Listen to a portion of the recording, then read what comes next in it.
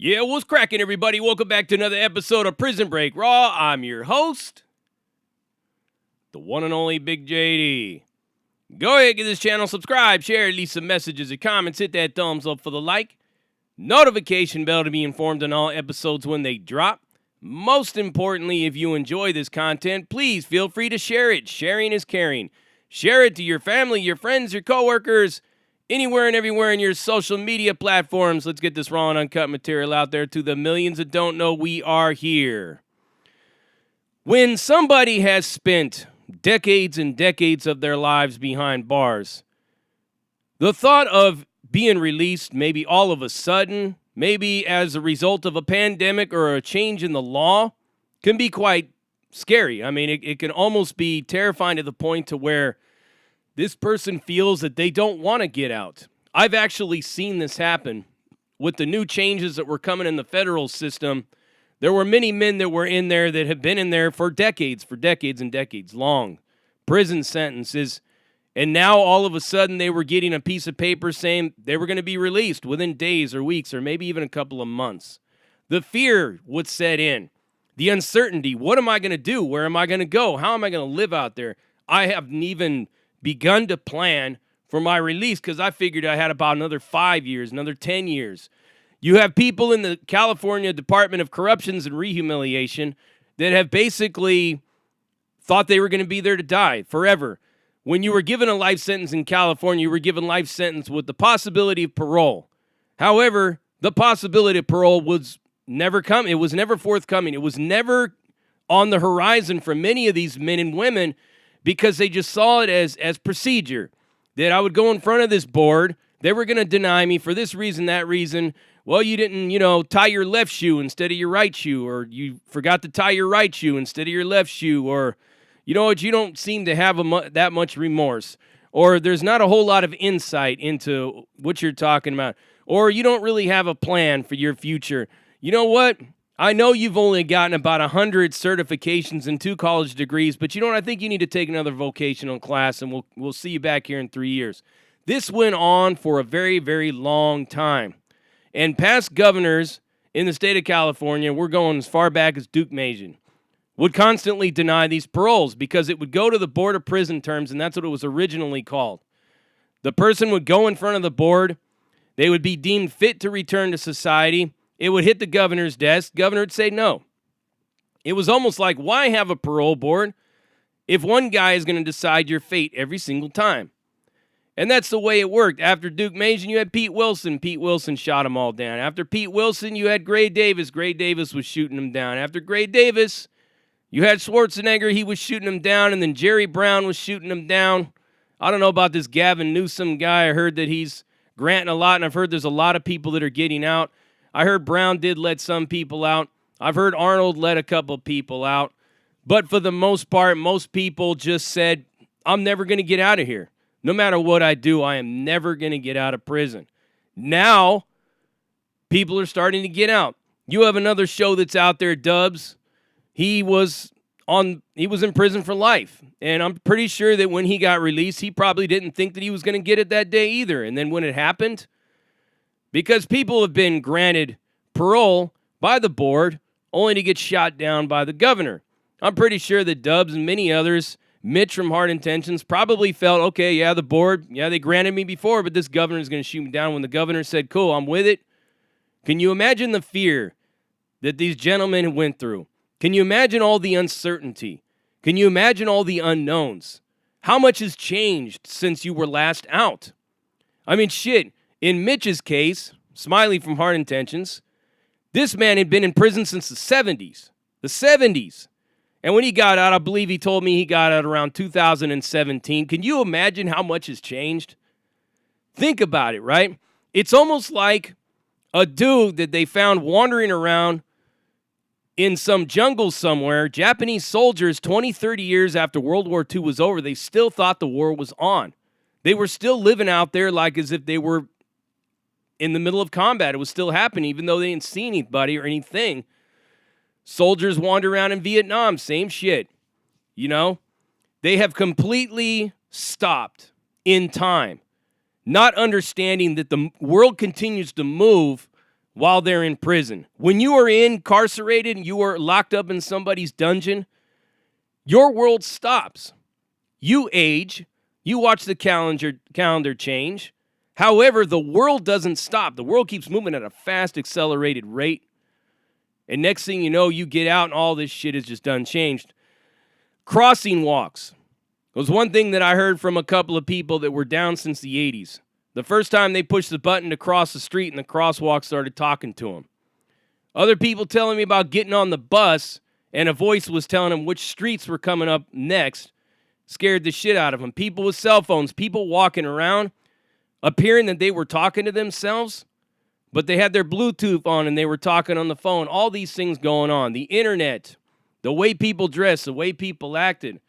A lot of these people come from a different time, and the words and the things that they use and their form of sense of humor and whatnot, in a lot of ways, is not acceptable behavior in this day and age, in this society. This society of political correctness, snowflake, trying not to offend anybody at all. Anything that you say could be misconstrued as being negative, offensive, racist, whatnot, sexist, all that shit. And a lot of people that have been in prison don't understand this because they come from a different time. And they get out, and they're faced with all of these changes, all of these things that are happening all around them. I mean, cars ain't flying yet. However, everything else is. Everything is completely changed. How does one react to a lot of this stuff? Well, I've had a chance to talk to several people that have experienced this very same thing. And especially people in the federal system, because that was my last bid, was in the federal system. When they started doing the clemency thing, they started letting people out, dudes that had been in there for 20, 30 years, some 40 years have been in prison, right? Next thing you know, they're getting out. They're getting a paper in the mail. They're being told by the counselor, you got days left before you're released, weeks, months, some. In the extreme case, you got about a week before we're going to send you to the halfway house. The shock, the fear. One guy damn near had a heart attack because he was in such a panic. What was he going to do? Where was he going to go? How was he going to live? And dude been in prison for 30 years. You know? Totally unprepared for this experience. Some of these people have actually gone back to prison. There was a lot of numbers saying, oh, these people that got a commuted sentence from Obama, none of them went back to prison. That's not true. There's been several. They just underreport the story. And there's a reason for that, because nobody wants to look at it as a failure and nobody wants to damage criminal justice reform. And it makes sense. But at the same time, it has the potential to create a lot of problems in the future when somebody does some drastic, stupid shit.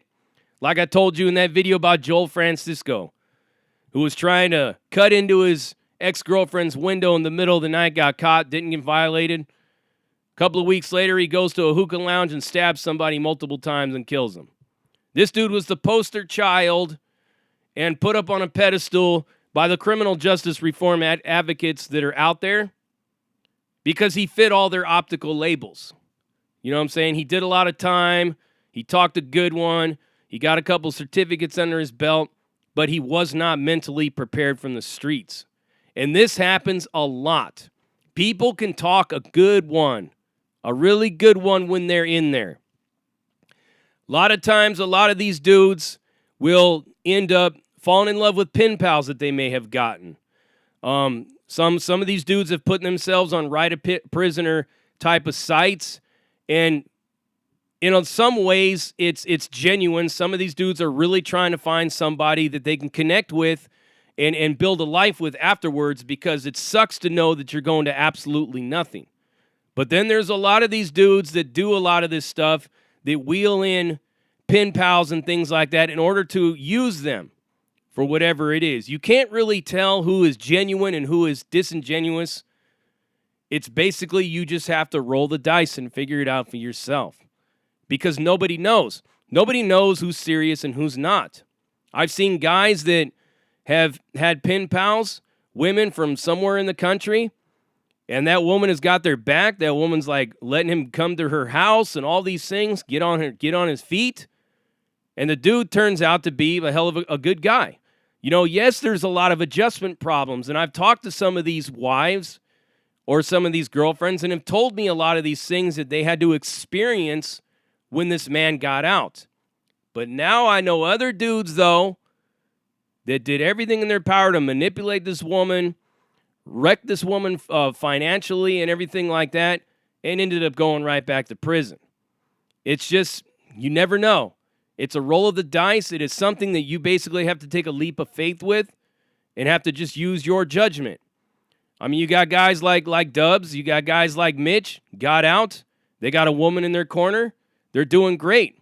And they've got a perfectly functioning, normal relationship that's probably a lot more healthier than some doctors and lawyers with their wives. You can't really say that because a dude is getting out and he's going to release to his pen pal's address or anything like that, that he's actually manipulating her. But some people will think that. But that's not always the case. It's just like anything else. However, the one thing that I know that most of these women, if not all of these women, can agree upon is that the adjustment and watching this man come into the world is really an extraordinary sight. Because it's like a newborn child. You are basically raising a newborn baby. Because this gentleman has no idea what the fuck is going on around him at all. He might have watched shit on the TV. He might have read stuff in magazines or newspapers and whatnot. But that's just like me and you seeing a war zone on TV or reading about it in a book or a newspaper. But actually being in a war zone is a much different situation than reading about it. You know what I mean? You have to actually experience it to understand. The things that I've heard from some women or even some men or whatnot in getting out is the fact that the little hang-ups that they will be doing, a level of respect that they would be commanding or in some ways it'll come off as demanding from people in the world, because in prison a lot of people move in a respectful way of each other, because if not, the shit pops off.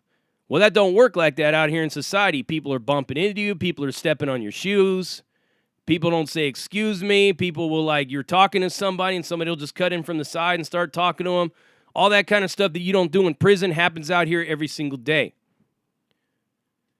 What then? What is dude going to do when he's faced with a situation like that? Is he going to turn around and say, like, say, man, I'm talking to this person right here.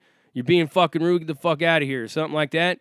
Or are they going to learn how to use coping mechanisms in order to not get drawn into potentially a violation type situation because they're on lifetime parole or until, I think it's after 5, maybe 10 years or something after that they have the opportunity to get off. A lot of these lifer cases. Other things that they may be doing is they may still be walking around in shower shoes. They may get into their own showers in shower shoes because they've been doing it for so many years. It'd be hard to break them of that habit. One, it could be something as small as using the same towel 3 or 4 days. Next thing you know, you're looking in the bathroom or you look in your bedroom somewhere and you see a curtain, you see a hanger with a towel draped over it drying. Ladies, don't be surprised if you see that. As a matter of fact, I still do that same thing. Walking around in shower shoes in the shower, maybe even cleaning up the floor with a towel. Different things as far as like trying to work a smart TV or trying to get on a computer. This gentleman may get on the internet and you may not see him for days because he may get lost so far down in the rabbit hole of the internet and searching and looking up stuff that you may even have to flush out your computer of viruses and things. Just prepare for it. A lot of different things will happen when this person gets out. Routine that he was normally used to will continue to be practiced outside of there. He may go to bed at a certain time, wake up hella early in the morning, and wander around not knowing what to do. Because the rest of what would happen as routine in prison is gone. So now he's faced with, what the hell am I supposed to do now? Searching for a job will probably be the most awkward situation for this man ever. Because jobs were provided to you for the most part in the prison system. Now you have to provide yourself with a job. The stress and the headache of it all I'm going to tell you the best way to remedy that is to go through an employment agency. Don't have your man out there filling out applications, going to all these websites, filling out applications. I recommend that you start this man out with an employment or woman, an employment placement agency, a staffing agency. One other thing that is very important that really needs to be done is to embrace some kind of a cognitive behavioral therapy program for before he gets out or when he or she gets out. I always say he because most men are lifers, very few women are lifers. It's a very rare thing, but it happens. But anyhow, you get the point. A very strict, strong cognitive behavioral therapy program. I would suggest that if your loved one is just about ready to be getting out at any time soon or whatnot, to start loading them up with emotional intelligence books, cognitive behavioral therapy books, and I would also do some research in your area about cognitive behavioral therapy. It's very, very important because your cognitions is everything is how you're responding to this fast-moving world around you with the optics and the irrational beliefs and dealing with all people's quirks, thinking that people are disrespecting you or out to get you or out to sabotage you and all that stuff like that. All these things will happen when the shit just doesn't come as fast as you thought it would come. People think that everything's going to come at the fucking snap of a finger the minute they get out, and it's not. It's going to be rough. It's going to be tough, especially during this pandemic. Releasing into a pandemic where a lot of places are closed down, a lot of jobs that would normally hire somebody are not present. Now this man has a lot of idle time, a lot of free time on their hands. They're going to be frustrated. They're going to be going through a lot of emotions and trials and tribulations that you may not understand, but understand this. It is never about you, what this person is experiencing. This person is trying to adjust. The best way to help somebody adjust is you're going to have to start looking into doing a lot of counseling, maybe going to support groups, maybe even looking to develop a support group of your own. Some way, somehow, in order to ease the shock of transitioning from one very extreme environment to another even more extreme environment, which is society. A lot of these things I can talk about forever. But most of the things that I have been told about as far as people getting out is some of these guys just don't want to be out. It's too hard. It's too difficult. Everything is not structured the way it used to be. So the whole world is kind of like caving in on them. Sometimes they get depressed. Sometimes they start drinking. They might even return back to using narcotics, drugs, and things like that. It could happen. Not saying that it will. But it's the stress. It's fear, in other words. And a lot of these men have been taught to suppress their fear for so long that now this fear is so overwhelming that they express it through lashing out, maybe getting mad easy, isolating themselves somewhere in the house or away from you or whatnot. The main thing is to always understand that it's the transition. And you have to have a whole lot of patience with this person getting out, and that person needs to have a whole lot of patience as well and understand that what they're walking into is they're going completely blind, head first, into the world. And they need to understand that everything that they thought they were going to do is probably not going to happen. But they just need to live one day at a time, 1 minute at a time, 1 second at a time. Just need to go with the flow. And don't allow everything that is going on to overwhelm. Take slow baby steps. Like I said, you are bringing a child into the world. This is a child that you're basically almost going to have to raise in a lot of ways. It's going to take a lot of resilience. It's going to take a lot of resolve. But to deal with somebody that is just getting out of prison is a very difficult challenge. But it is possible. We have 2 examples that are on YouTube right now that I know of, and there's probably more.